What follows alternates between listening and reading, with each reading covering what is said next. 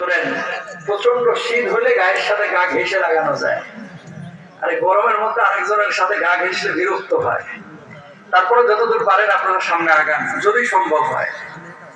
আপনাদেরকে মাদুর টাদুর নাই পেছনে বিছিয়ে দেওয়ার মতো, আল্লাহ কবুল করুন। যাই হোক, একটু কষ্ট করি আল্লাহর জন্য, একদিন যতটুকু পারেন একটু সামনে সরেন, আসেন যতটুকু পারেন।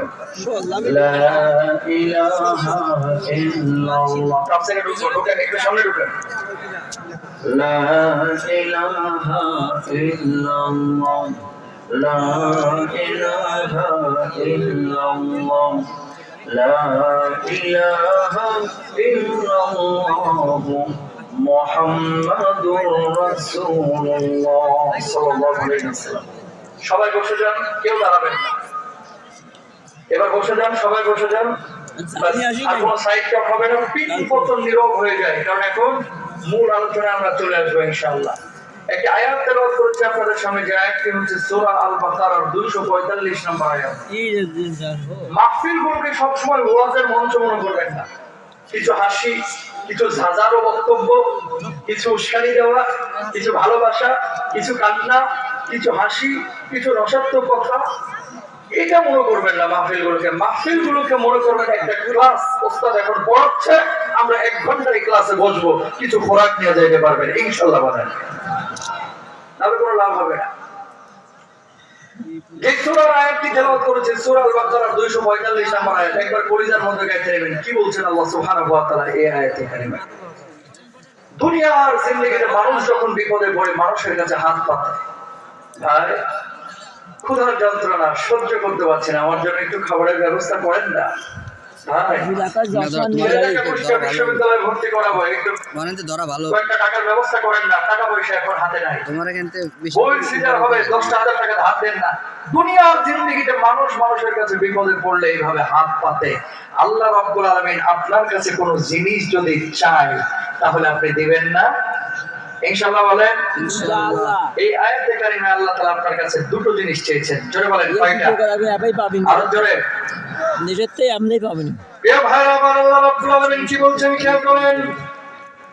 মান যাল্লাযী ইউকরিদুল্লাহা করদান হাসানান ফায়ুদাইফাহু লাহু আদআফান কাসীরা ওয়াল্লাহু ইয়াকবিদু ওয়া ইয়াবসুতু ওয়া ইলাইহি তুরজাউন।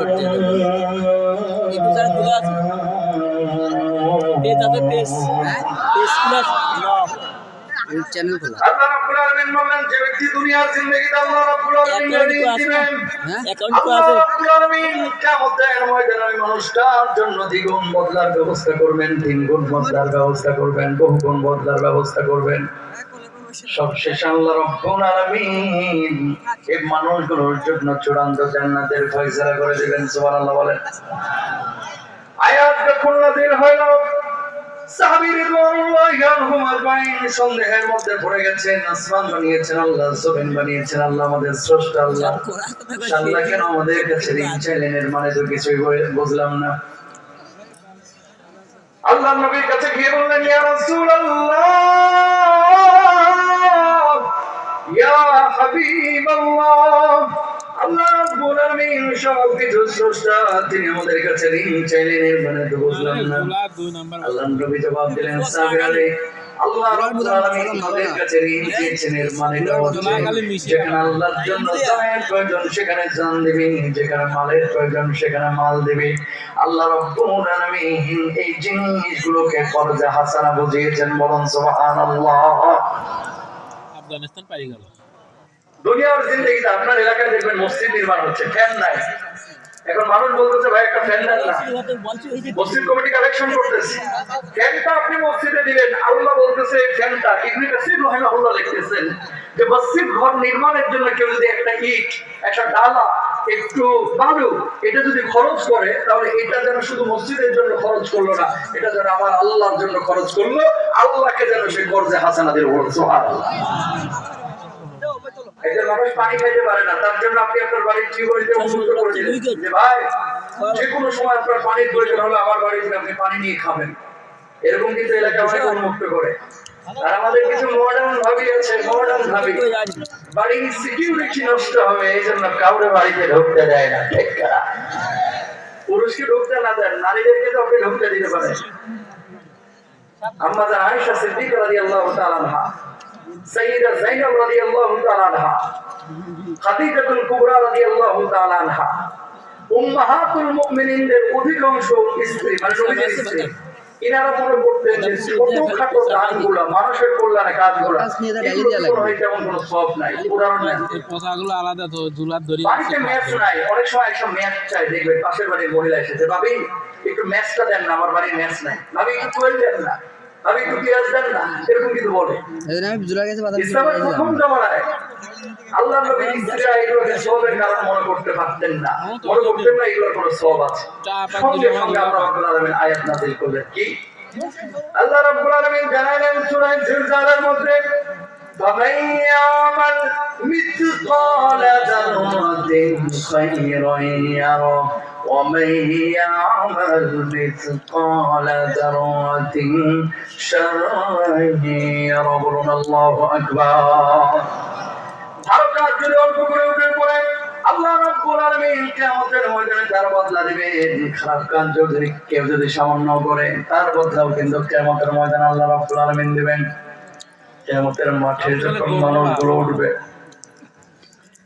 ফাতহুল মাজিদের মধ্যে লেখা হচ্ছে, ইবনে কাসির রাহিমাহুল্লাহ তিনিও কোট করেছেন, দাম নিয়ে যা যা পানে ডাই নিয়ে যা কাজে ওজন দিতে বাদাম হ্যাঁ ওই কিয়ামতের ময়দানে তুই ডাই নিয়ে যা বাদাম তো ডাই তো চুলগুলো যাদের কপালগুলো হয়ে যাবে, খামে বেজে যাবে, যেমন মুহূর্তে আল্লাহ রাব্বুল আলামিন মানুষগুলোকে ডাক দিবে, আয় বান্দা বাদাম নাই তো যা খাইছো তো কোথায় আভরত দে। আমি আল্লাহ রাব্বুল আলামিন তোদের জন্য বিনয় হিসাবে জান্নাতের ফয়সালা করে দিলাম, বলেন সুবহানাল্লাহ। মাইকি বাদাম দিয়ে দিয়ার দরকার, হ্যাঁ এবার মানুষগুলো বলবে, আল্লাহ দুনিয়ার জিন্দেগিতে কেমন কাজ করেছিলাম যার জন্য আজকে বিনয় হিসাবে আপনি জান্নাতের ফয়সালা করলেন? কিছুই তো বুঝলাম না, চিন্তিত ছিলাম, উদ্বিগ্ন ছিলাম, অস্বস্তিতে ছিলাম, কর্মরত ছিলাম, কি হয়, কিন্তু আজকে তো বিনয় হিসেবে জান্নাতের ফয়সালা করলেন। এবার আল্লাহ রাব্বুল আলামিন বলবে, গোলাম দুনিয়ার জিন্দেগির তুই আমার জন্য পানির ব্যবস্থা করেছিস, আমার জমিনে আমার দিন কায়েমের জন্য বুকের তাজা রক্ত ঢেলে দিয়েছিস, আমার জমিনে কোরআনের আইনকে বাস্তবায়নের জন্য জেল জুলুম সহ্য করেছিস, আমার জন্য ঘর নির্মাণ করেছিস, আমি অসুস্থ ছিলাম, আমাকে সেবা দিয়ে সুস্থ করে তুলেছিস। ওকে মানুষগুলো বলবে, আল্লাহ জীবনে আপনারা দেখলাম না দুনিয়ার জিন্দেগিতে কিভাবে আপনারা খাবার দিলাম, কিভাবে সেবা দিলাম, কিভাবে হাঁটার রাস্তা নির্মাণ করলাম, কিভাবে আপনার জন্য রক্তদান করলাম, কিভাবে আপনার জন্য জীবন উৎসর্গ করলাম। আল্লাহ রাব্বুল আলামিন তখন বলবে, গোলাম ওই দুনিয়ার জিন্দেগিতে কোন বাড়ির বসে যে মানুষটা অসুস্থ ছিল তার যে সেবা দিয়েছিলি, আমার কোরআনের বিধানকে এস্টাবলিশ করার জন্য রাজপথ কাঁপিয়েছিলি, বুকে রক্ত দিয়েছিলি, বুকের মধ্যে গুলোই বিদ্ধ করেছিলি, তুই যে রক্ত ঢেলে দিয়েছিলি, আবার হাঁটার রাস্তা ছিল না, আরেকজনের জন্য হাঁটার রাস্তা নির্মাণ করে দিয়েছিলি, পানি ছিল না, পানির ব্যবস্থা করে দিয়েছিলি, মাখলুকের প্রতি ইহসানগুলোকে আমি আল্লাহ রাব্বুল আলামিন নিজের প্রতি ইহসান হিসেবে গ্রহণ করেছি, তার বদলা হিসাবে আমি আল্লাহ রাব্বুল আলামিন তোদের জন্য চূড়ান্ত জান্নাতের ফয়সালা করে দিয়েছি। না সুবহানাল্লাহ বলেন না, এটা পকেটে ঢোকা রাখেন, ঠান্ডা লাগবে। সুবহানাল্লাহ, জোরে বলেন সুবহানাল্লাহ, বেতন মানুষ জোরে বলেন সুবহানাল্লাহ। হুজুর ইচ্ছা আবার কি কর, এলাকায় অনেক হাজি সাহেব পাবেন 1.5 ইঞ্চি জায়গা বাড়ির দেয়ালের পাশে ফাঁকা রাখতে চায় না, মানুষ হাঁটলেও হাঁটতে দেয় না, কুকুর যদি হাঁটে তাও কুত্তারে লাঠি দিয়ে পিটিয়ে মেরে ফেলে, এরকম একটা অবস্থা করে। ঠিক কিনা ভাইরা? ঠিক। হজ করতে রাজি আছে, নামাজ পড়তে রাজি আছে, যাকাত দিতে রাজি আছে, মাগার আমার বাউন্ডারিতে 1.5 হাত জায়গা ছাড়বো, ইটার মধ্যে আমি নাই। কথা বলেন আছে না রে? গাছের ডাল অনেক সময় একজন মানুষের ছাদের উপরে গিয়ে ওঠে, কোনো কারণ নাই, একটা গাছের ডাল যদি তার বাড়ির ছাদের উপরে উঠে, ছাদ কি ধসে পড়ে না? তোর বাড়ির কোন গাছের ডাল আমার বাড়িতে উঠতে দেবো না, তাড়াতাড়ি ডাল কাট। এই চাচাদেরকে দেখলে মনে হয়, মানুষগুলোকে দেখলে মনে হয় কাকার কবরে যাওয়ার সময় কাপড়ের পকেট মনে হয় 101টা থাকবে। ঠিক কিনা? শূন্য হাতেই কিন্তু যেতে হবে। মজার বিষয় হলো আয়াতটা যখন নাজিল হলো, এই আপনাদের মনে আছে তো কোন সূরার কোন আয়াতের তাফসীর চলতেছে? সূরা বাকারা। পেছনের মানুষ নাম্বারটা বলেন তো, কয় নাম্বার আয়াত? মাশাআল্লাহ, আল্লাহ কবুল করুন। আল্লাহ আপনাদেরকে সাইয়্যিদুনা আবু বকর রাদিয়াল্লাহু তাআলা আনহুর মতো কবুল করুন। আমিন বলেন। আমিন। মনে রাখেন আয়াতটা যেদিন নাজিল হলো, পরবর্তী দিন আবু বকর সিদ্দিক রাদিয়াল্লাহু তাআলা আনহু মদিনার বাজারে গিয়েছেন। কোথা থেকে ইহুদি ঠেস মেরে মেরে আবু বকর রেখে পাচ্ছে। আবু বকর বলতেছে, কি আবু বকর, শুনলাম তোমার আল্লাহ এতদিন বললো মুহাম্মদ সাল্লাল্লাহু আলাইহি ওয়াসাল্লাম আসমান বানিয়েছেন, জমিন বানিয়েছেন, সব কিছুর মালিক তোমার আল্লাহ। তোমার আল্লাহ আবার এটা কোন আল্লাহ? এই যে কালকে নাকি আয়াত নাযিল হয়েছে তোমার আল্লাহ তোমাদের কাছে ঋণ চাইছে, তোমার আল্লাহর এত সংকট যে তোমাদেরকে মানে তোমাদের কাছে আবার ঋণ চাচ্ছে। আবু বকর, আমার বুঝতে বাকি নাই তোমার আল্লাহ ফকির। জোরে বলেন নাউযুবিল্লাহ। আবু বকরের কলিজা আগুন জ্বলে উঠছে। ওই ইহুদি, আমারে গালি দিয়ে আমি কিচ্ছু বলবো না, আমার বাপ মারে গালি দিয়ে আমি কিচ্ছু বলবো না। আল্লাহর নামে হরফ করে বলছে, আয়াতের অপব্যাখ্যা করে। আরে একটা বাপ যদি আমার আল্লাহরে গালি দিয়েছিস, আমি আবু বকর কিন্তু হাত গুটে বসে থাকবো না। আল্লাহু আকবার। আল্লাহু আকবার। কলিজা আগুন জ্বলে না? তৃতীয়বার যেমনি বলছে তোমার আল্লাহ ফকির, এবার যাইনি কই, ডান হাতটা তুলে আবু বকর কইসা ইহুদির গালে থাপ্পড় বসায় দিয়েছে। এবার ইহুদি গালের মধ্যে হাত দিয়ে আল্লাহর নবীর কাছে গেলেন, যাওয়ার পর বললেন, ওগো মুহাম্মদ সাল্লাল্লাহু আলাইহি ওয়াসাল্লাম, কি শিখান আপনি সাহাবীদেরকে? কি শিখান? কই কি হইছে? আপনার সাহাবীরা তো ইহুদি ধরে ধরে বলে। আল্লাহর নবী বললেন, কে মেরেছে তোমাকে? কয় আপনার আবু বকর মারছে। আল্লাহর নবী বললেন, আমি বিশ্বাস করি না আমার আবু বকর অন্যায় ভাবে কাউকে মারতে পারে না। ডাকেন আপনার আবু বকর আমার মারছে কিনা। আল্লাহর নবী এবার ডাক দিলেন, আবু বকর, কি শুনলাম তোমার নামে তুমি নাকি ইহুদির মারছো? আবু বকর জবাব দিলেন, নবীজি, কতদিন আয়াত নাযিল হয়েছে, আয়াতের অপব্যাখ্যা করে একবার না, দুইবার না, তিনবার আমার আল্লাহর ফকির মিসকিন বলে গালি দিয়েছে। ওই জালেম যদি আমারে গালি দিত আমি কোনো কথা বলতাম না, আমার বাপ মারে গালি দিলে আমি কোনো কথা বলতাম না। কিন্তু আমার সামনে আমার আল্লাহর আমার নবীর কেউ গাল বন্ধ করবে, আয়াতের অপব্যাখ্যা করবে, আমি আবু বকর হাত গুটে বসে থাকতে পারি না। বলুন আল্লাহু আকবার। আল্লাহ নবী আবার ইহুদিকে বললেন, কি রে ইহুদি, কেন কেন আমার আল্লাহর কোরআন আমি কেন গালি দিয়েছি? ইহুদি আবার জবাব দিচ্ছে, আমি সত্য কথা বলতেছি, আপনার আল্লাহরে গালি দেই নাই। আবু বকর মিথ্যা কথা বলতেছে। আল্লাহর নবী বললেন, আবু বকর, কি শুনলাম তোমার ব্যাপারে, তুমি নাকি আল্লাহর মিথ্যা কথা বলতেছ? আবু বকর জবাব দিলেন, নবীজি, ঈমান আনার পর থেকে আবু বকরের জবান দিয়ে কোনোদিন মিথ্যা কথা বাইর হয় নাই, কোনোদিন মিথ্যা কথা বাইর হয় নাই। মেরাজের পরে সর্বপ্রথম স্বীকৃতি আমি দিয়েছিলাম, আপনি তো আমার সিদ্দিক উপাধি দিয়েছিলাম। ওগো নবীজি, আমি সত্য কথা বলছি, ইহুদি মিথ্যা কথা বলছে। আল্লাহ নবী চিন্তাগ্রস্ত হয়ে পড়লেন, বিচার যদি নবীজি না করে গোটা মদিনা ইহুদি ছড়ায় দেবে। মুহাম্মদ সাল্লাল্লাহু আলাইহি ওয়াসাল্লাম নিজ গোত্রের লোক দেখে বিচার করে নাই। আবু বকর, এই ব্যক্তি যে আল্লাহ রাব্বুল আলামিনের গায়ে দিয়ে কোন জায়গায় কি কোনো সাক্ষী ছিল? আবু বকর, আবু বকর জবাব দিলেন, ওগো নবীজি, ওই জায়গায় কোনো সাক্ষী ছিল না, ছিলাম আমি, আর দেখেছেন আল্লাহ। আল্লাহর নবী বললেন, আবু বকর মন খারাপ করো না, যেইভাবে তুমি ওরা থাপ্পড় বসাইছো, তোমার একটা থাপ্পড় বসায় দেখ শোধ হয়ে যাক। আবু বকর জবাব দিলেন, ওগো নবীজি, আল্লাহ রাব্বুল আলামিনকে গাল বন্ধ করার কারণে আমি আবু বকর ওই ব্যক্তিকে মেরেছি। এটা যদি আমার অন্যায় হয়ে থাকে, ওই ইহুদি আমার থাপ্পড় কেন, আমি আবু বকরের জীবনটাও যদি নিয়ে চলে যাই, আল্লাহর কসম আবু বকরের কলিজার মধ্যে বিন্দু মাত্র কষ্ট থাকবে না। সুবহানাল্লাহ। আরো জোরে বলেন সুবহানাল্লাহ। ওগো নবীজি, আল্লাহর জন্য ওরা মেরেছে, আল্লাহর জন্য, দিনের জন্য আবু সাইদ বুকে রক্ত দিয়েছে, আল্লাহর জন্য, দিনের জন্য আদর ইসলামী আন্দোলনের কর্মী এই বাংলার জমিনে বুকে রক্ত দিয়েছে, ঠিক না? দুনিয়ার মালের জন্য না। এই যে 5 আগস্টের আগে যারা শহীদ হয়েছে, কিসের জন্য হয়েছে?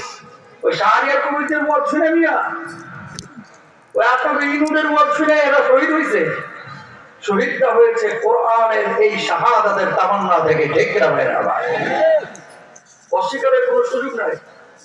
আবু বকর নরম মেজাজের মানুষ, খুব সহজে রাখতেন না, কিন্তু রাখলে নরম মেজাজের মানুষ গরম হলে আবার রুখা কিন্তু মুশকিল হয়ে যায়। ঠিক কিনা? আল্লাহ নবীকে বলতেছেন, নবীজি মারছি কি আমি এমনি? স্যান্ডেল দেন, স্যান্ডেল দেন। এই বাংলার জমিনে কিছু আছে দেখবেন, বলিতে পারে না, রেফারেন্সে পারে না, কোন যুক্তিতে পারে না, কিন্তু চাপার জোরে জিততে চাই, চাপাবাজি করে। ঠিক কিনা ভাই আমার? এই, আর মিথ্যা কথা এমন ভাবে বলে যেন মিথ্যার উপরে কুষ্টিয়া বিশ্ববিদ্যালয়ে পিএইচডি করছে। কথা বুঝেন নাই? এত সুন্দর করে সাংবাদিকদের সামনে মিথ্যা করে বলে যেন গত রাতে জান্নাত থেকে পালাই আসছে। এত ভালো মানুষ, নিষ্পাপ, কোনো পাপ নাই, মাসুম। এরকম কিছু লোক আছে। এ ভাইরা আমার, আবু বকর সিদ্দিক রাদিয়াল্লাহু তাআলা আনহু বললেন, ওগো নবীজি, ওই ইহুদি আমার থাপ্পড় কেন, যদি আমার জীবনটাও নিয়ে চলে যায়, আমার কলিজার মধ্যে কোনো কষ্ট নাই।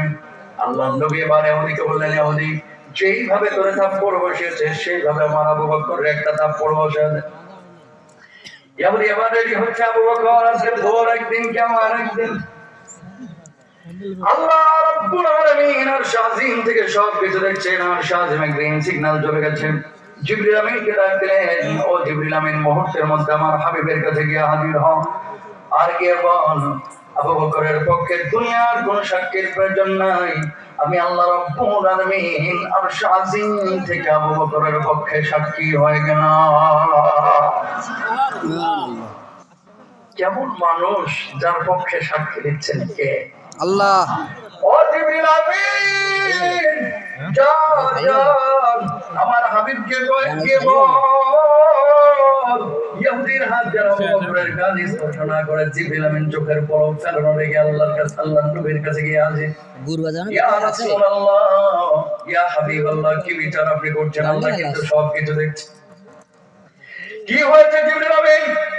এতক্ষণ যে আবু বকর কথা বলেছে, কথাগুলো সত্য কথা বলেছে, ইহুদি মিথ্যা কথা বলেছে, দুনিয়ার কোন সাক্ষীর প্রয়োজন নাই, স্বয়ং আল্লাহ রাব্বুল আলামিন আবু বকরের পক্ষে সাক্ষী হয়ে গেছেন। ইহুদি যেন আবু বকরের গাল স্পর্শ না করে, যদি করে আল্লাহ রাব্বুল আলামিন ক্ষিপ্ত হয়ে যাবেন, রাগান্বিত হয়ে যাবেন। বলুন সুবহানাল্লাহ। ও আল্লাহর নবী, আল্লাহ রাব্বুল আলামিন আপনার কাছে একটা আয়াত নাযিল করেছেন, পাঠিয়েছেন। এই নেন আয়াত, 4 নম্বর পারা 13 নম্বর পৃষ্ঠার শুরুর অংশ। لقد سمع الله قول الذين قالوا إن الله فقير ونحن أغنياء